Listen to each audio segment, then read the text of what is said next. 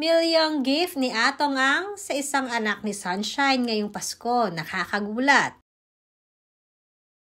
Anong meron kay Sunshine na wala kay Gretchen? Yan nga ang tanong ng mga netizens at maging ang batikang kolumnista na si Christopher Min ay napapatanong din dito. Matatanda ang maringit ng Ginoo ng businessman na si Atong ang relasyon nila ni Gretchen Barreto. Subalit madami ang nagulat nang kay Sunshine ay tahasang inamin ni Atong ang kanilang relasyon.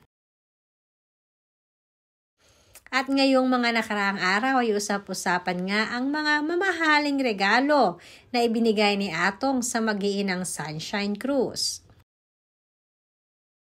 Ayon sa aming source, isang mamahalin na relo ang ibinigay ni Atong sa isa sa mga anak ni Sunshine, pero hindi ito kinumpirma kung sino sa mga anak nito. Matatanda ang nauna ng umugong ang bali-balitang isa di umano sa mga anak na babae ni Sunshine ay anak ni Atong Ang.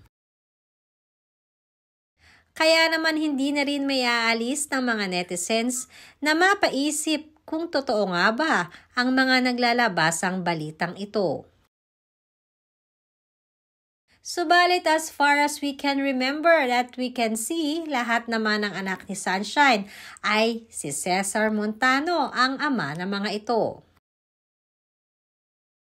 Kaya ayon nga sa mga fans ni Sunshine, sana di umano ay tigilan na ang paninira dito.